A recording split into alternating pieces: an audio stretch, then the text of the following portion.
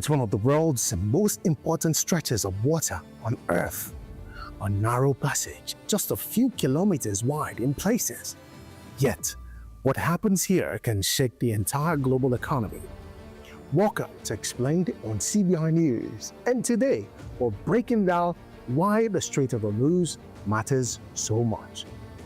The Strait of Hormuz sits between Iran to the north and Oman and the United Arab Emirates to the south. It connects the oil-rich Persian Gulf to the open ocean, making it the only sea route for some of the world's biggest energy exports. Think of this strait as the world's busiest oil highway. Every single day, massive tankers carry crude oil from countries like Saudi Arabia, Iraq, Kuwait, and Iran, passing through this narrow channel.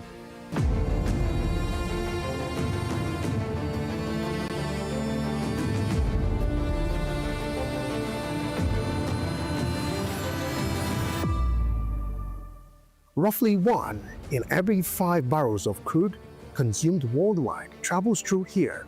And it's not just oil. Qatar sends a huge portion of the world's liquefied natural gas through this route as well. So, if this route is blocked or disrupted, energy prices don't just rise locally, they surge globally, as we are witnessing currently. Here's the problem though, it's incredibly narrow. At its tightest point, the Strait of Hormuz is just about 33 kilometers wide, and the actual shipping lanes are even smaller. That makes it one of the world's most vulnerable choke points on the planet. A single incident, whether it's a military clash, a blockade, or even a damaged vessel, could disrupt traffic almost instantly. And this is where geopolitics comes in. The strait lies at the center of long-standing tensions involving Iran, the United States, and regional powers like Saudi Arabia. Over the years, there have been threats to close the strait, seizures of oil tankers, and indeed close encounters between military forces. Even the possibility of conflict here is enough to rattle global markets. Countries like China, India, and many across Europe depend heavily on energy supplies that pass through the Strait of Hormuz. So, when supply is threatened, you can expect these things to happen. Fuel prices will rise, transport costs will increase, and food and goods become even more expensive. In short, your daily cost of living could be affected, even if you live thousands of kilometers away. The Strait of Hormuz may be small on the map, but its impact is massive. A narrow gateway controlling a significant share of the world's energy, and a constant reminder of how interconnected our global systems truly are. That's why this tiny stretch of water remains one of the most closely watched and most critical locations on planet Earth.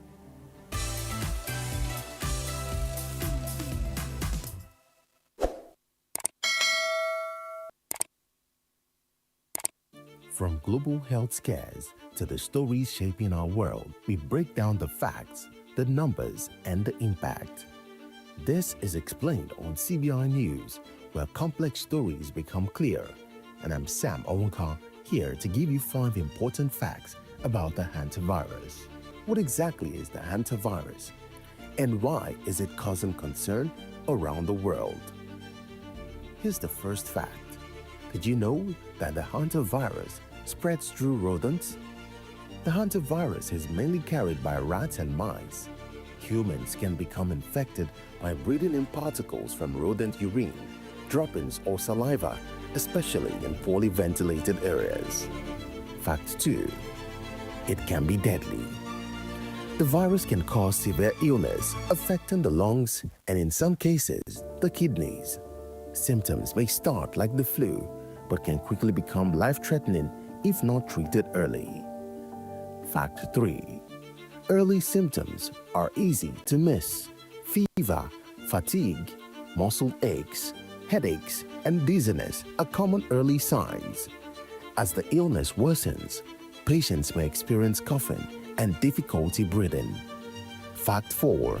There is no specific cure for the hantavirus.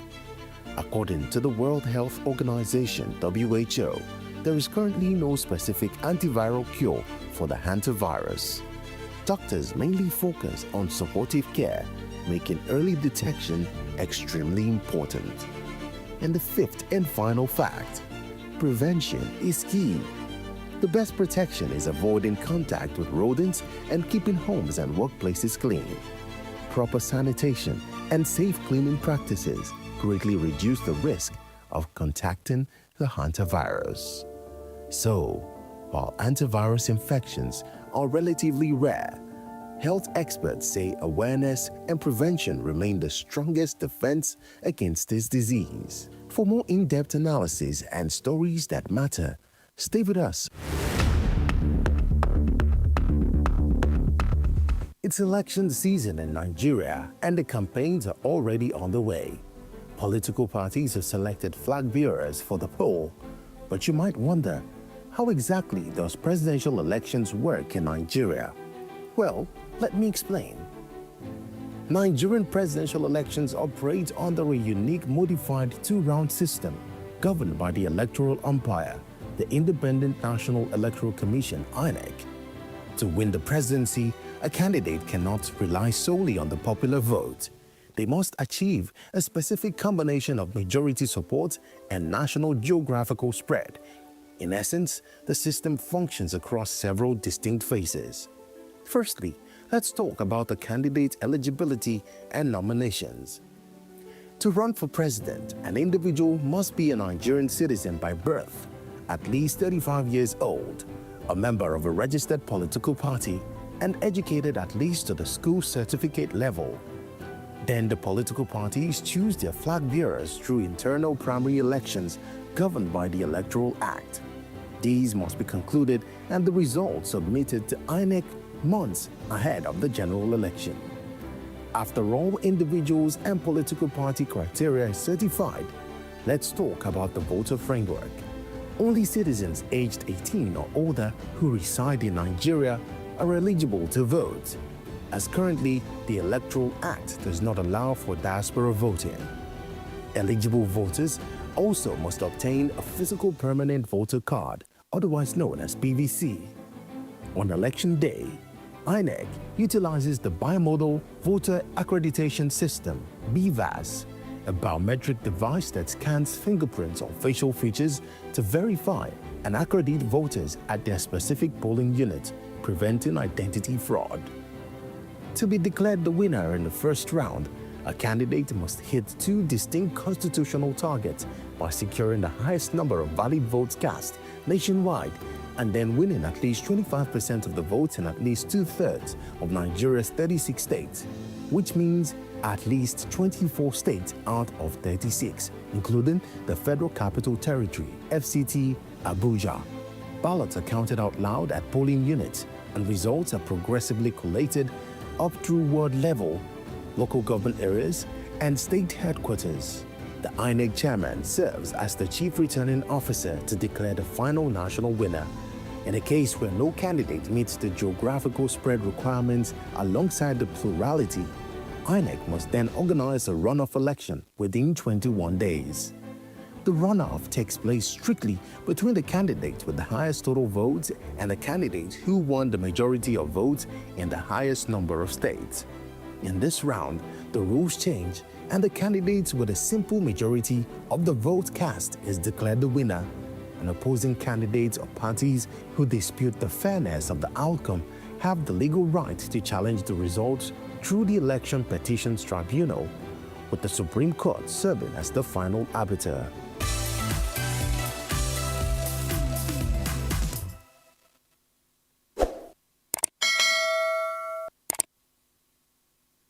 It is no longer news that the 2026 FIFA World Cup has been expanded to 48 teams featuring 104 total matches across 12 groups of 4. The eagerly anticipated tournament will take place across Canada, Mexico, and the United States between 11th of June and 19th of July 2026. I'm Sam, and on this episode of Explained on CBI News, I will reveal some notable changes you will find at the 2026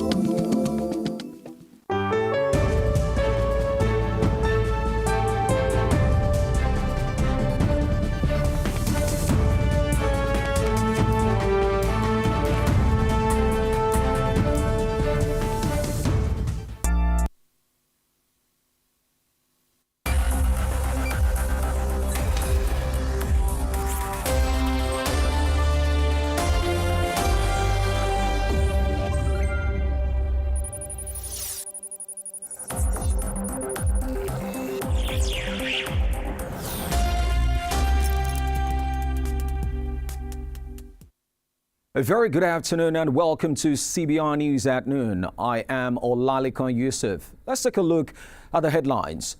President Tinubu urges NLNG to turn gas flaring into economic gains. Nigeria seeks advanced military technology to tackle terrorism. EFCC offers a whistleblower's 5% reward for recovered assets. And on the foreign scene, WHO declares Uganda Ebola free. We have details of these stories and more coming up in a bit.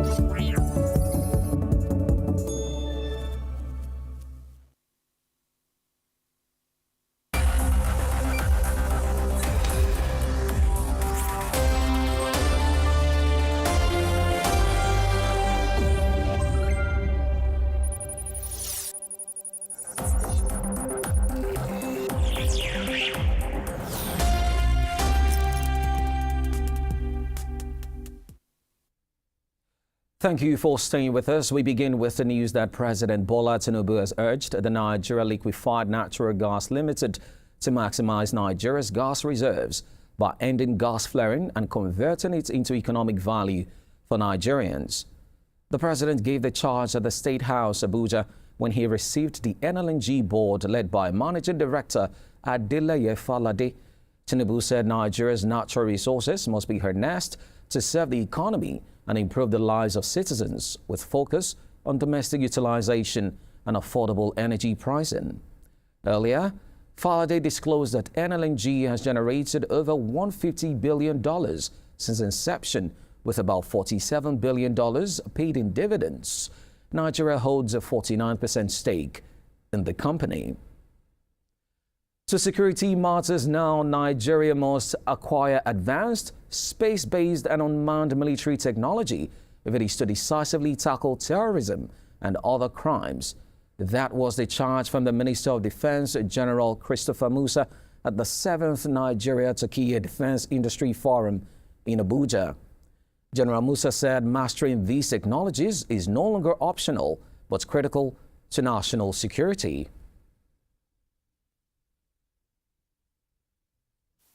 Contemporary conflicts are demonstrating the growing importance of unmanned systems, artificial intelligence, advanced communication, cyber capabilities, precision systems, surveillance technologies, space-based assets, and other emerging technologies.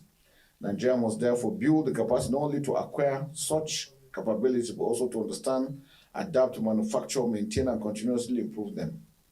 This requires strong partnership between government, the armed forces, research institutions, academia, and industry, supported by sustained investment in innovation and human capital. We believe that a stronger Nigeria-Turkey defense industrial partnership can create opportunities not only for our two countries, but also for the wider African market.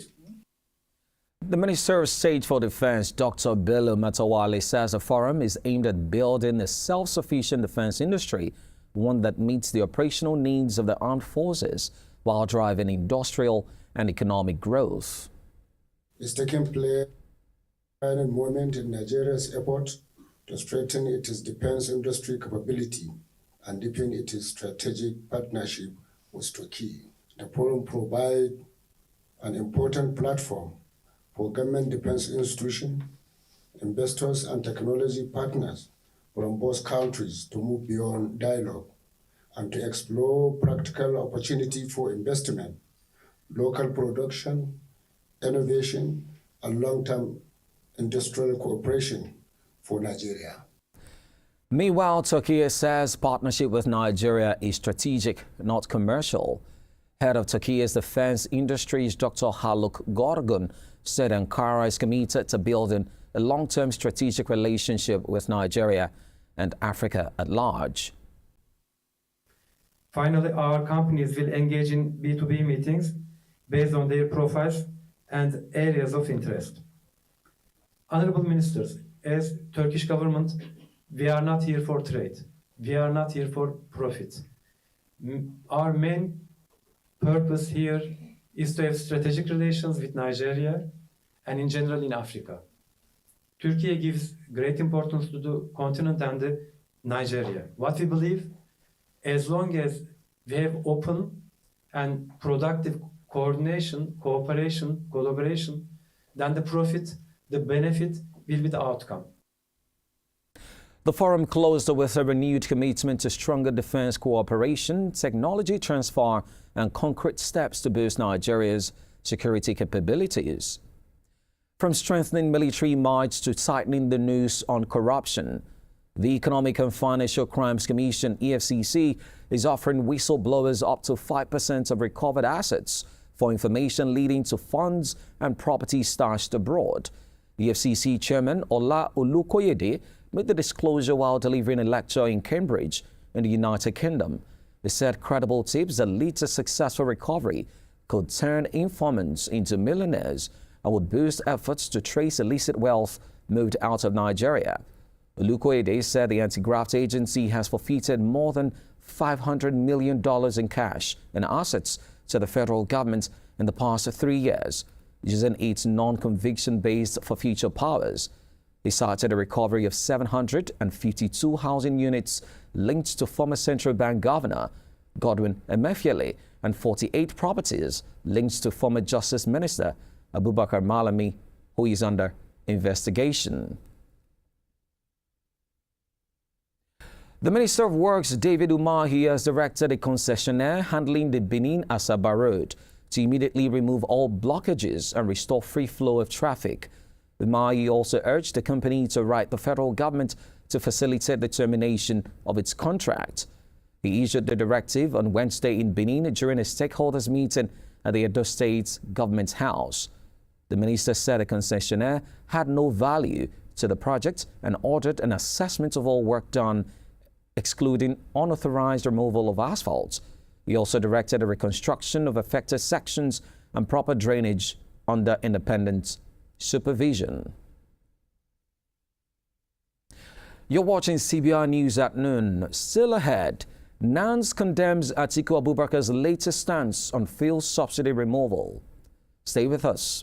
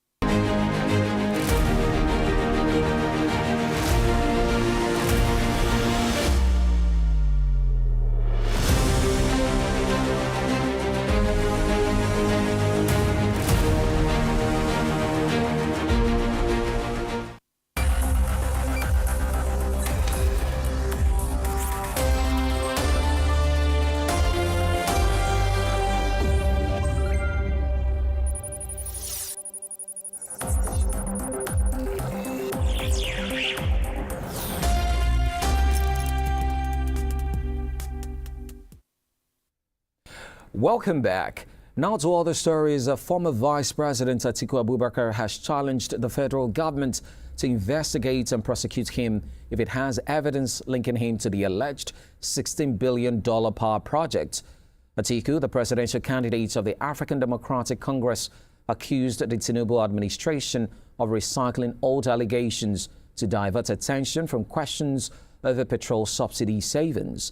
He said the National Assembly investigated the power projects and he was never indicted, adding that since leaving office in 2007, no government has produced evidence of wrongdoing against him in court.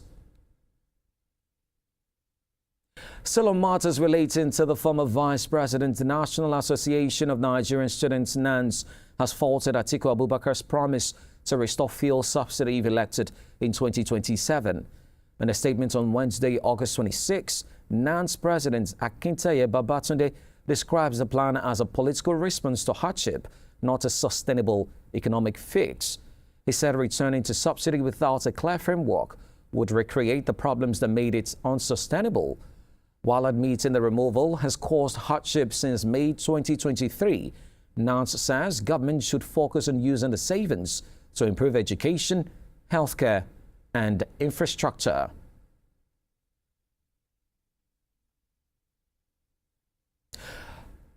Let's now bring you stories from the rest of Africa, and we begin in Algeria, where at least 12 people have been killed as wildfires swept through several provinces in the country. That figure was confirmed late last night by Interior Minister Said Sayud as a severe heat wave grips North Africa. 5 people died in Giselle province, 4 in Béjaïa, and 3 in Tizi Ouzou. The minister added that 54 people have suffered burn injuries, 6 of whom are in critical condition in intensive care.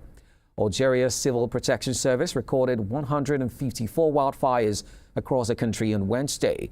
In Béjaïa province alone, 36 fires were reported, 18 of which have been brought under control.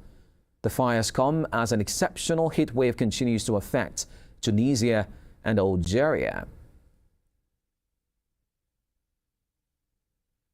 To some health-related matters now, where the World Health Organization (WHO) says Uganda is free of the Budimbugyo strain of Ebola, but the outbreak remains out of control in neighboring DR Congo.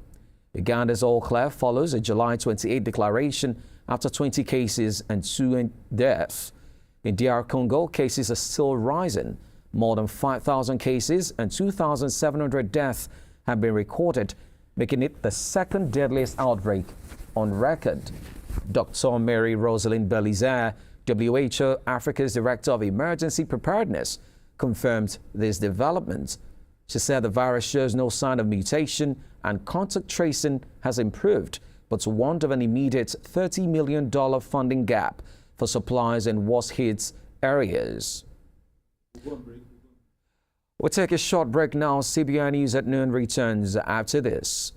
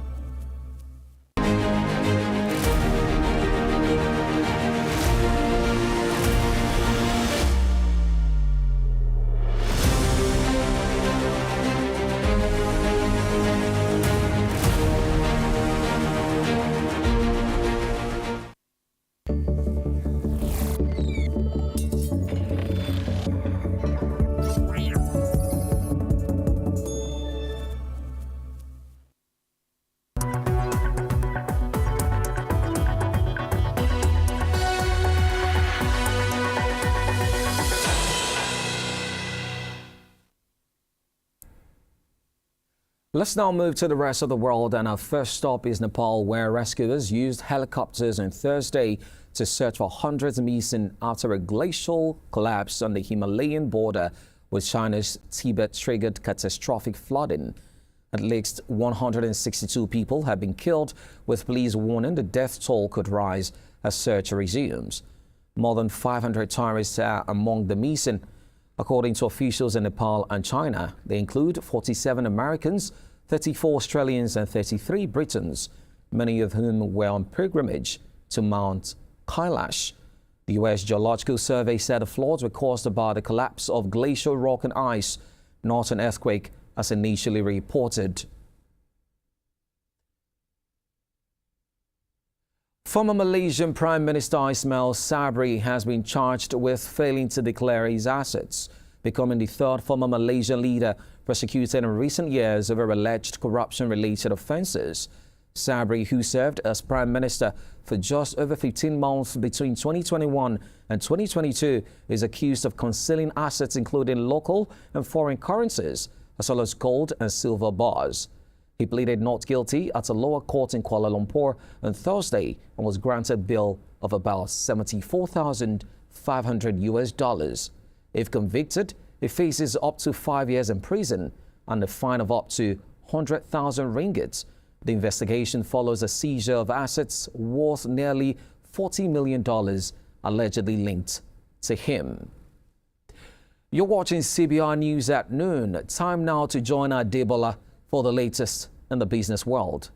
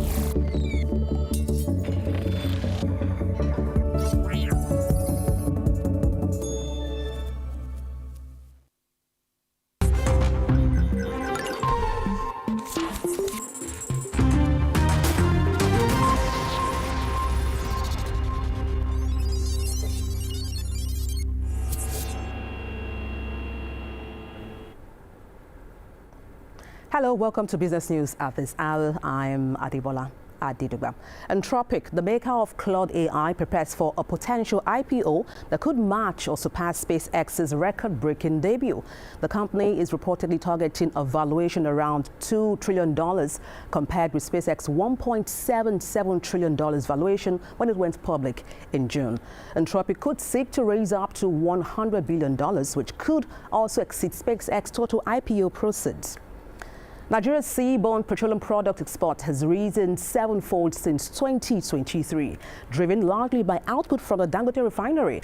This development signals Nigeria's growing role as a supplier of refined petroleum products to markets in Africa and Europe. The Dangote refinery has raised its gantry price for premium motor spirits petrol from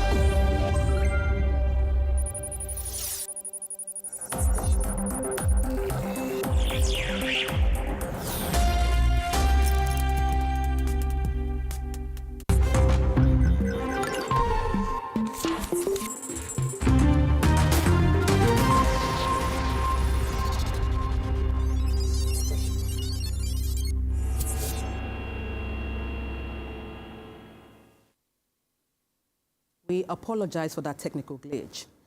The Dangote refinery has raised its gantry price for premium motor spirit PMS from 1,185 naira to 1,200 naira per litre, alongside adjustment to coastal delivery rates at 1.58 million metric ton.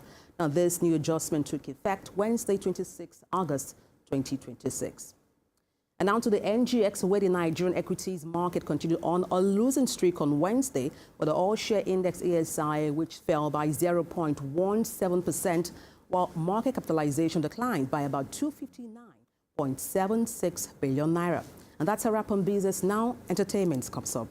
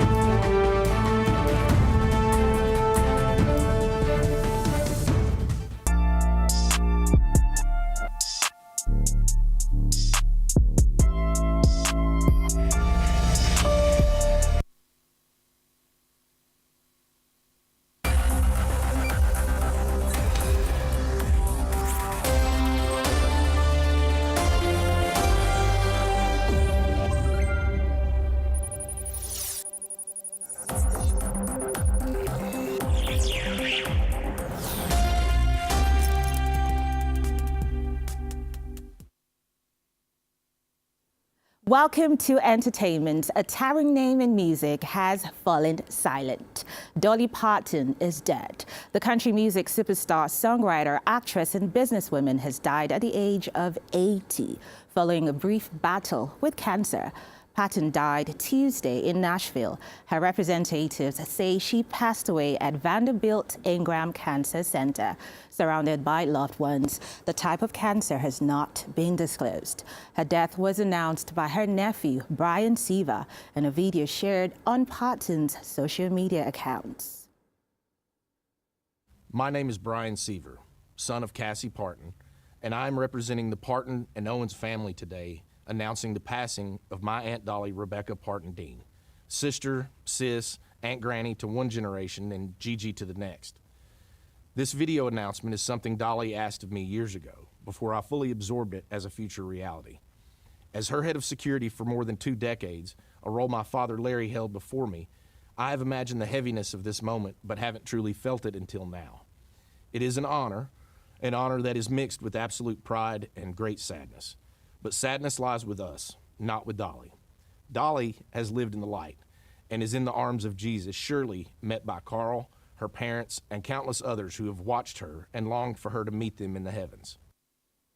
Parton leaves behind a career spanning more than 6 decades with a catalogue that crossed generations and genres. Songs including Jolene, Coat of Many Colors, 925 and I Will Always Love You helped establish her as one of the most recognizable figures in music worldwide. But her influence extended well beyond music. She founded Dollywood, starred in films including 925 and Steel Magnolias, and established the Imagination Library, which has distributed hundreds of millions of books to children around the world. Tributes are already coming in from Taylor Swift, Beyonce, Miley Cyrus, Paul McCartney, and more as the music industry mourns one of country music's most influential figures. Dolly Parton was 80. Nigerian dancer and entertainer Poker Lee, whose real name is Iwe Pascal Odinaka, is facing 5 sexual offence charges in the United Kingdom. Snaresbrook Crown Court in London has confirmed that he is charged with attempted rape, 2 counts of rape, and 2 counts of assault by penetration. Pokoli is due before the court on September 15 for plea and trial preparation. The court has also imposed a reporting restriction to protect the anonymity of the complainant. Meanwhile, Pokoli's management and legal team have clarified the claims of drink spiking do not form part of the charges before the court and have urged the public and media to disregard unverified reports. And that's the latest from entertainment. Mustafa is standing by with sports.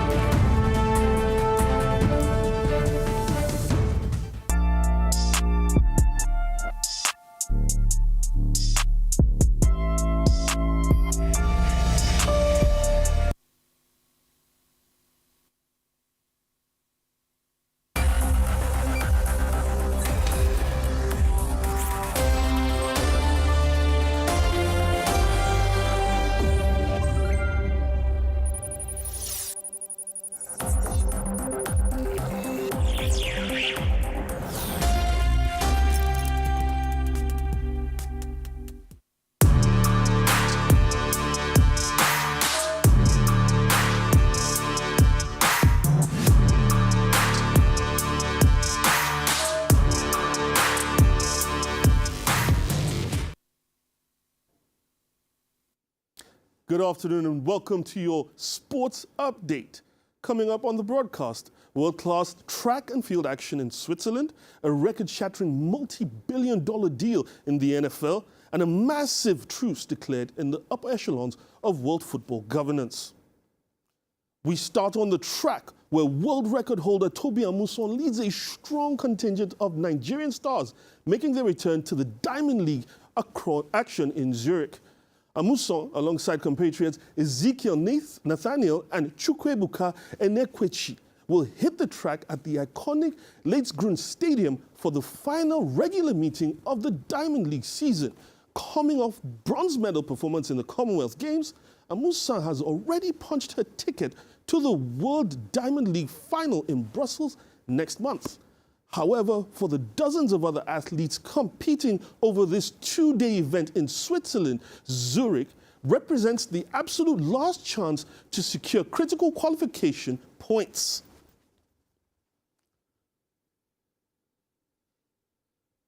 Turning to American football, NFL team owners have officially ratified the most expensive franchise purchase in professional sports.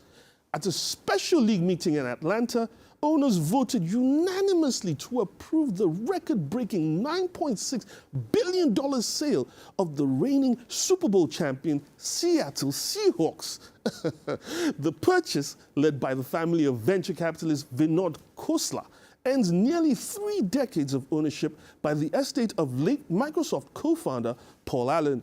The historic deal blows past the previous NFL record set by the Washington Commanders and ushers in a brand new era for the franchise.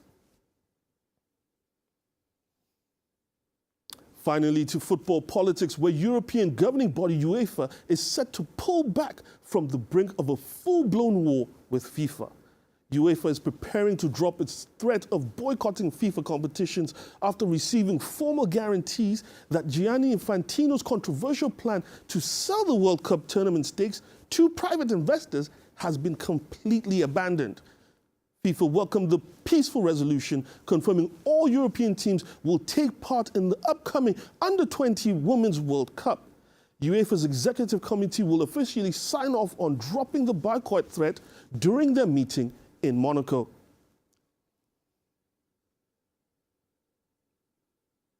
And that's your lunchtime sports roundoff for now. Stay tuned to our friend Olaliko. Thank you very much. Just before you go, let's take a look at the current happenings in Nigerian football and in Nigerian sports in general. We hear that some big wigs in Nigerian Football Federation have resigned, and we hear that there is a world press conference already built for today. What does this portend for Nigerian football, and where does this take us to? Does this feel like the light at the end of the tunnel for Nigerian football after all? Look, I wish it were. I mean, I've been a staunch follower of Nigerian football at all age groups for both genders for a long time. And it's only the beginning. That's all I have to say. This is just an ushering in of a new era. Let's just look at it as a new tunnel, not the light at the end of one. Just the beginning of a new one. Absolutely. We hope that the government will not be too involved in this one, because we know what the Decree 101 did for Nigerian football back in the day. Thank you very much, Mustafa, for the sports updates. Sports news brings our packet today to a close. Stay connected with us for more breaking news and highlights by following us across all social media platforms at CBI News TV and on YouTube at CBI News 247. I am Olaliko Yusuf. Thank you for watching.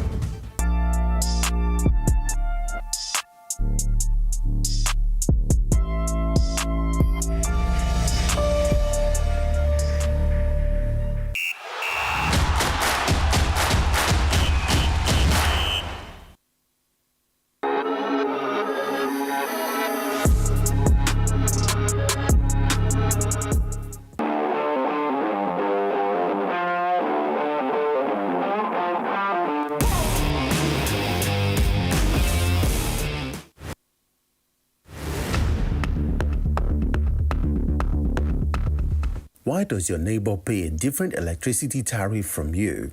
And why do some Nigerians complain about higher bills while others don't? The answer lies in Nigeria's electricity tariff systems. Here's how it works. An electricity tariff is simply the amount you pay for every unit of electricity you consume, measured in kilowatts per hour. The money covers electricity generation, transmission, distribution, and maintaining the power network. But not everyone pays the same rate. Nigeria uses a band system where customers are grouped based on the number of hours of electricity they are expected to receive each day. For Band A, they receive at least 20 hours daily. For Band B, they're supplied with up to 16 to 20 hours of electricity daily. Band C users get up to 12 to 16 hours of electricity daily. On Band D, you're expected to receive between 8 to 12 hours of electricity daily. And on Band E, you get less than 8 hours of electricity supply daily. The principle is straightforward. The more reliable your electricity supply, the higher your tariff. So, why have tariffs gone up? For years, the government subsidized electricity, paying part of the cost on behalf of consumers. But rising fuel costs, inflation, exchange rate fluctuations, and the need to keep the power sector running have made those subsidies increasingly difficult to sustain. As a result, customers, especially those in Band A, now pay closer to the actual cost of supplying electricity. Yet, many Nigerians still question the system. That's because some customers say they're paying premium rates without receiving the promised hours of electricity. Frequent outages, faulty infrastructure, and limited power generation continue to affect supply in many areas. If your electricity supply consistently falls below the hours assigned to your band, your distribution company is expected to review your classification. So, how do you know your band? You can find it on your electricity bill or by contacting your electricity distribution company. Nigeria's electricity tariff system is designed to match what you pay with the quality of service you receive. But for many consumers, the real issue isn't just the price, it's whether the promised electricity is actually delivered. Knowing your tariff band helps you understand your rights, your bill, and what you should expect from your electricity provider. For other educative and interesting topics, please subscribe to CBI News 247 on YouTube. I'm Sam Onwuka, and this is Explained on CBI News.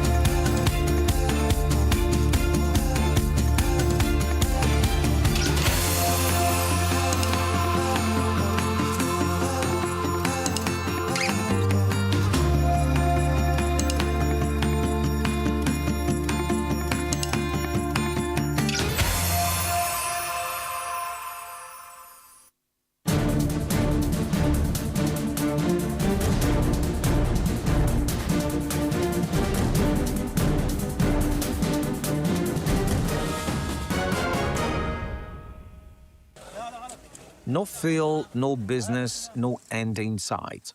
This is the reality on the streets of Omdurman right now. Video obtained by CBI News shows long lines of cars and people with jerry cans queuing outside a petrol station in Omdurman on Tuesday, August 25, waiting for hours just to get a few liters. One resident, Tala Ibrahim, told CBI News the city has been running on empty for days. احنا والله طبعا ساقين ركشة والله لنا زي 3 يوم والله ما في نهاية الطرمبات دي كلها واقفة عديل ولا سوق اسود ولا ده ولا ده ولا ده ما في بنزين ولنا 3 يوم وشغلتنا دي طبعا والله في رقبتنا دي والله وعندنا ناس بياكلوا في ظهرنا دي والله العظيم ان شاء الله نحن يعني نقول للحكومة تعال لأمورنا شوية والله يعني المواطن تعب شديد خلاص.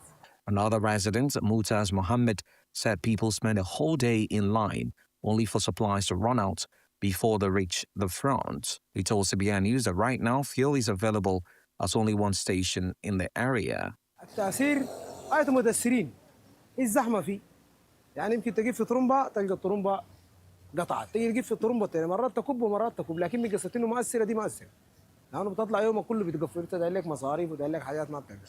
The government sees it differently. Sudan's Ministry of Energy and Petroleum has denied there is a general fuel crisis, saying that supplies are available and reserves are sufficient. It said allocations to Khartoum state have been increased and blamed the queues on distribution and transport problems. Sudan has been at war since April 2023 when fighting erupted between the army and the paramilitary rapid support forces. The conflict has killed tens of thousands and forced millions from their homes, creating one of the world's worst humanitarian crises. In March 2025, the army declared Khartoum free of RSF forces after retaking key positions. The RSF said that withdrawal was a tactical repositioning rather than a defeat. But even with the capital retaken, daily life, like getting fuel, remains a huge struggle. Cairo was a riot of color, drums, and devotion on Tuesday, August 25, as thousands of Sufis stood to the streets to celebrate the birth of the Prophet Muhammad. According to footage seen by CBI News, thousands of followers of Egypt's Sufi orders filled the capital in a joyous procession for Maulid al-Nabawi, the anniversary of the Prophet Muhammad's birthday. We're talking chanting, devotional hymns, prayers echoing off the old buildings, drums beating in rhythm, banners held high, and those mesmerizing Tanura dancers swinging through the crowds as they went. The procession set off after afternoon prayers from the Sidi Saleh al-Jafari Mosque and made its way through the historic heart of the city towards Al Hussein Mosque, one of the most sacred and beloved mosques in Egypt. By the time it reached Al-Azhar Street, security forces had temporarily closed the road to let the crowds pass. That tells you how big this was. This annual march is organized by Egypt's Sufi leadership, and it is a centerpiece of Maulid celebrations across the country. Later that evening, the General Sheikhdom of Sufi orders hosted a special celebration inside Al Hussein Mosque itself, bringing together Sufi sheikhs, scholars from Al-Azhar, and worshippers for prayers, remembrance, and praise. Sufism has deep roots in Egypt, and it is not a fringe movement. Egypt is home to more than 70 officially recognized Sufi orders, and some estimates put the number of followers in the millions. The orders have been part of Egyptian religious life since the Fatimid era in the 10th century, when Maulid festivals were first given official patronage in Cairo.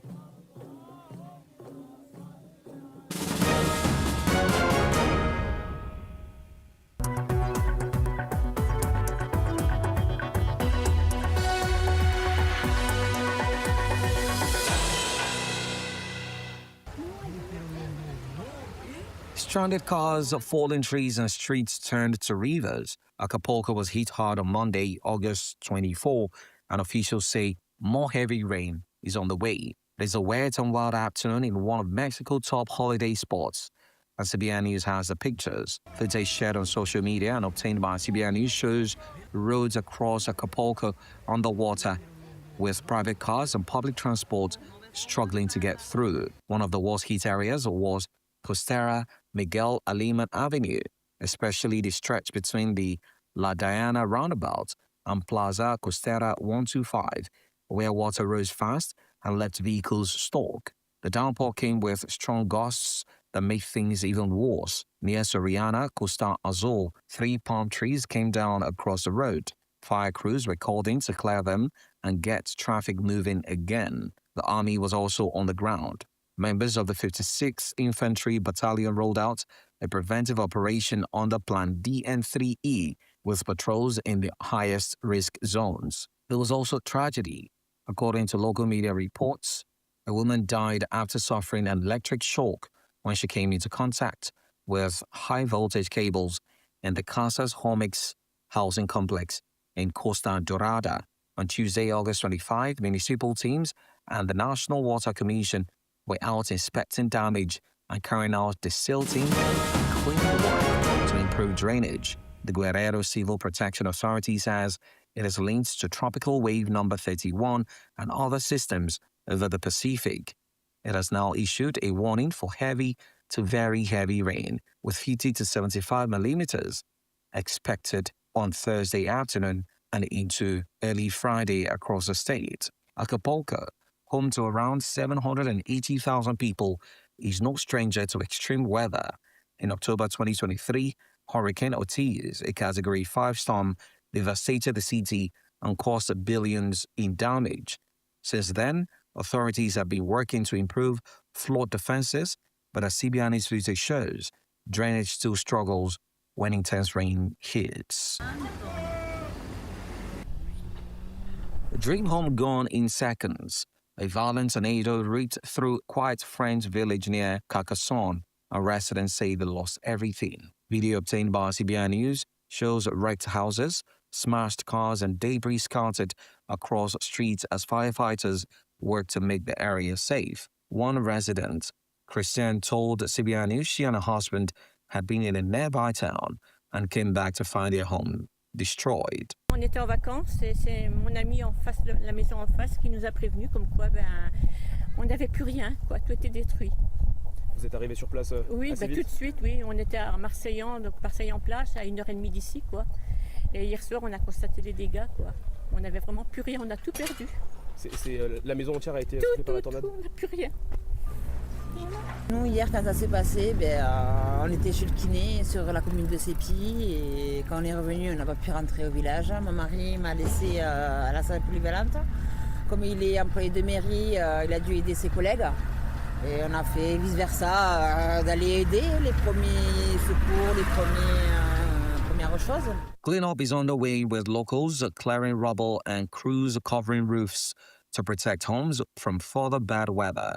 Christian said the local school was also badly hit just days before term was due to start. Bomas is a tiny village of around 1,000 people between Carcassonne and Limoux in the Aude department. It was the hardest hit area when a tornado spun up at around 5:20 p.m. on Monday under a powerful supercell thunderstorm that swept across southern France. According to reports shared with CBI News, around 300 homes were damaged and officials are checking if about 100 are still habitable. 39 people were injured. 2 were initially described as critical, though officials later said no one in hospital remains in a critical condition. Daylight caught fire in the heart of Chilpancingo. 3 young workers targeted at a busy junction and a city left shaken once again.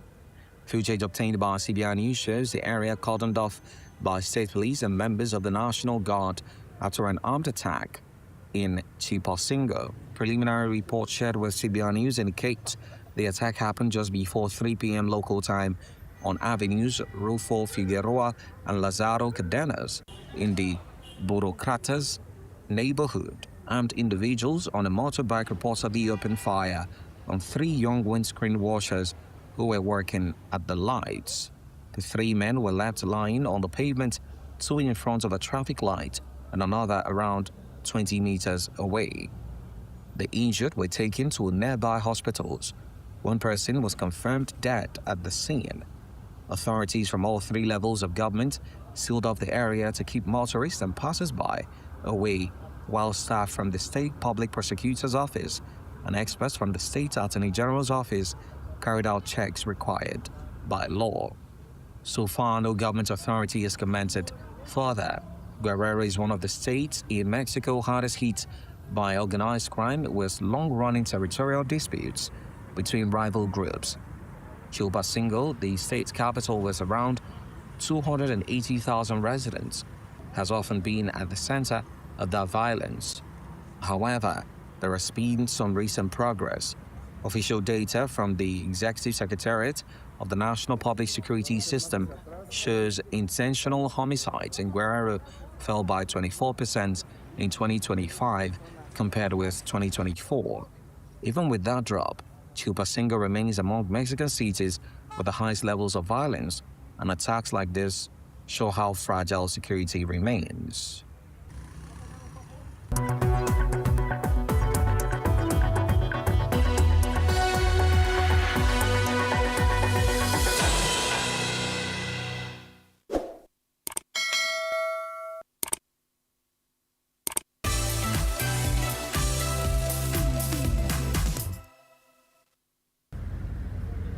A huge moment in Syria. The Kurdish-led force that helps to defeat Islamic State says its mission is over and a new chapter begins. Speaking from the People's Palace in Damascus on Tuesday, August 25, Syrian Democratic Forces commander Mazloum Abdi announced the SDF was dissolving as an independent military organization after completing its integration into the Syrian army. Abdi told CBI News that Syria has entered a new phase after years of conflicts. The announcement came just 5 days after Abdi said the military, security, and administrative structures of the SDF and the Kurdish-led administration had completed their merger into state institutions. نقف اليوم أمامكم في لحظة تاريخية نطوي فيها صفحة مهمة من تاريخ سوريا ونبدأ بفتح صفحة جديدة عنوانها السلام والاستقرار وبناء الوطن.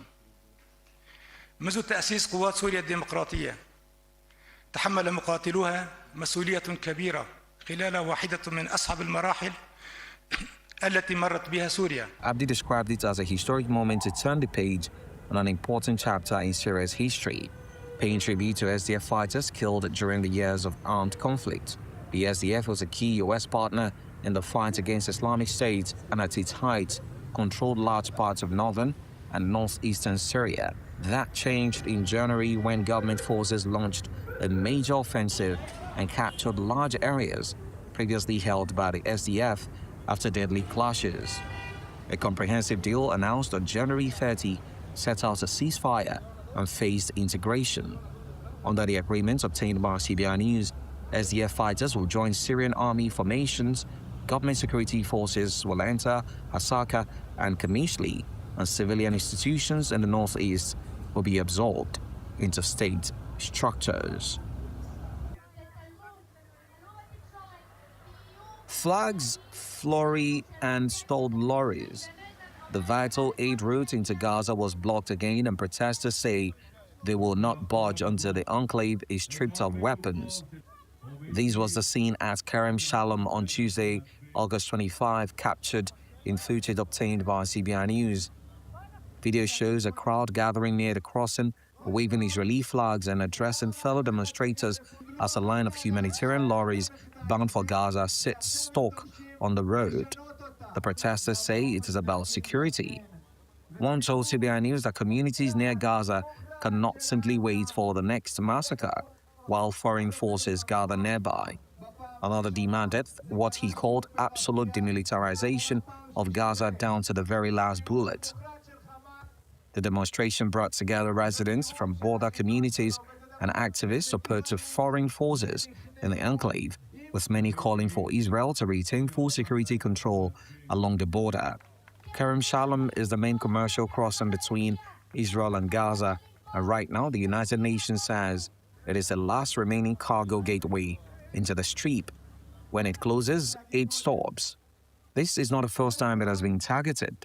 The crossing was repeatedly blocked by Israeli protesters in early 2024 during similar demonstrations against aid deliveries.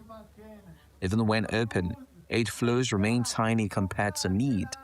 UN agencies told CBI News operations are still constrained by access restrictions, insecurity, and major funding shortfalls, while humanitarian needs across Gaza remain severe.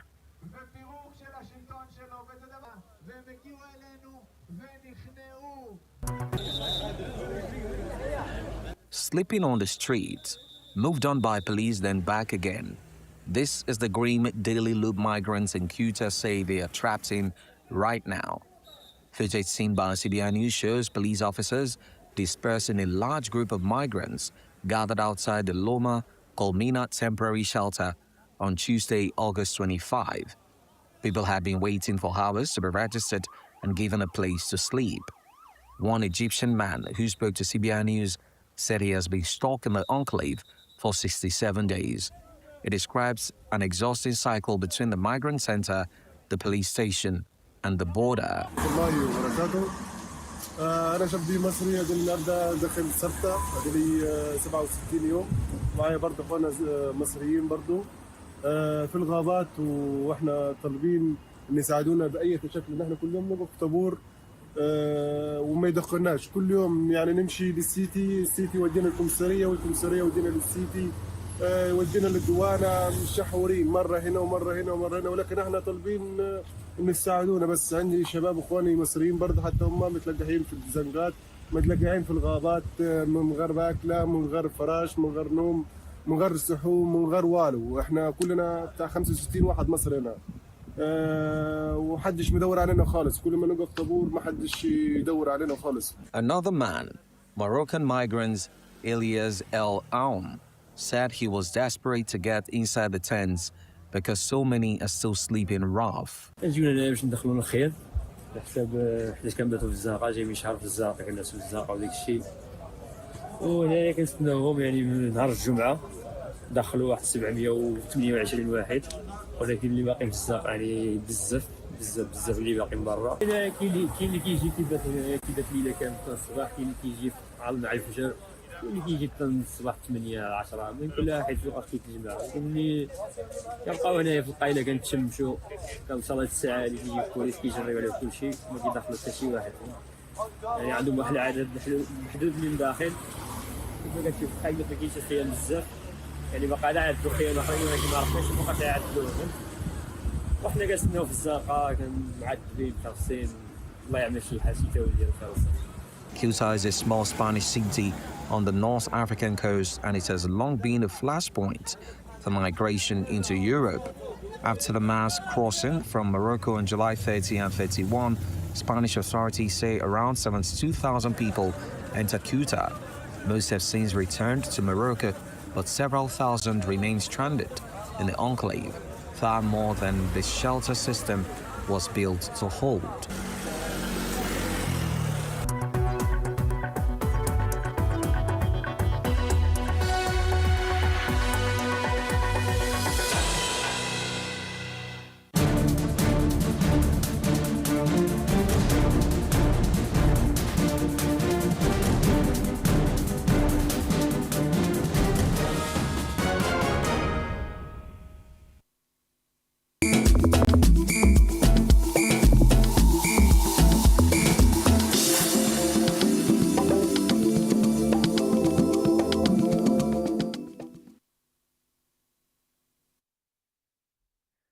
Many thanks for joining Headline Trends here on CBI News. From billions of naira reportedly reaching vulnerable Nigerians to questions over residents' rights in Abuja, and from a warning to Nigerians chasing German visas to the latest uncertainty in the US-Iran standoff.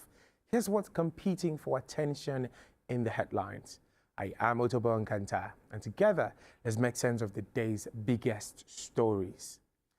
The federal government says 600 billion naira has already been disbursed to support vulnerable Nigerians. 600 billion naira is certainly a staggering figure. But for the mother standing in the market trying to work out what she can afford with the money in her purse, or the father quietly cutting down his family's meals because the bills keeps getting higher, does that 600 billion feel real to you? The Humanitarian Affairs Minister says the money is reaching vulnerable Nigerians and perhaps that is where the real test begins, not in how much has been disbursed, but in how many lives have actually been made a little easier because of it. Because when people are struggling, they don't experience government intervention as a statistic. They experience it as food on the table, school fees paid, or perhaps simply one less thing to worry about. But while vulnerable Nigerians are asking whether government support is reaching them, residents in Kuje are asking something else. Can those in authority take away their rights? The chairman of Kuje Area Council says he has no right to disenfranchise any resident, following an alleged threat that has now prompted clarification. And perhaps the most interesting part of that statement is the phrase, and I quote, "I have no right," because isn't that supposed to be the foundation of public office? Authority is given to leaders to serve people, not to make people feel powerless before them. So if the chairman says residents cannot be disenfranchised, the question is no longer simply about what was allegedly said. This is about how safe should an ordinary resident feel challenging someone who holds political power over their community. And speaking of people looking for help from people in positions of authority, Nigerians seeking German visas have just been given a warning that could save them from losing more than their application fee. The German embassy says it does not work with visa agents, and that warning could not come at a more important time for Nigerians desperate to get through the visa process. Think about it. Someone has saved for months, perhaps years, hoping to study abroad, secure a job, or reunite with family. Then someone comes along and says, "I know someone at the embassy. I can get it done for you." Now, for someone holding on to a dream, that could sound like an opportunity, but it could also be the moment that dreams become an expensive scam. So the embassy's message is more than an administrative warning. It is a reminder that desperation can make people trust the wrong person, especially when that person promises them a way around a difficult system. And from people putting down their hopes in promises, we turn to a much bigger uncertainty: the fate of Iran's supreme leader. US President Donald Trump says he believes Iranian supreme leader Ayatollah Ali Khamenei is still alive. But think about what that statement actually means. The world is watching a confrontation capable of affecting millions of lives, yet there is still an uncertainty over the status of the man leading one side of it. For ordinary Iranians, this isn't simply geopolitical chess. It could mean fear about what happens next, anxiety over loved ones, uncertainty about the future, and the terrifying question of whether the conflict gets worse before it gets better. And when leaders make conflicting claims during a crisis, ordinary people are often left trying to separate fact from fear. But the uncertainty isn't confined to Tehran or Washington. It is beginning to show up on the waters of one of the world's most important trade routes. Ship traffic through the Strait of Hormuz remains low amid the US-Iran standoff. Now, that might sound like a distant maritime statistics, but the strait is one of the world's most important routes for energy shipment. So what happens if fewer ships continue passing through it? What happens to oil prices? What happens to transport? And eventually, what happens to the ordinary person who has absolutely no say in the conflict but still has to pay the bill when the consequences arrive? That is the uncomfortable part of global politics. A decision made thousands of kilometers away can eventually become a price increase at your local filling station, a more expensive journey home, or a bigger grocery bill. And suddenly, the Strait of Hormuz doesn't feel quite so far away. And that's the size of it. We continue to track the stories so you don't have to chase them. I am Otobo Nkanta for CBI News.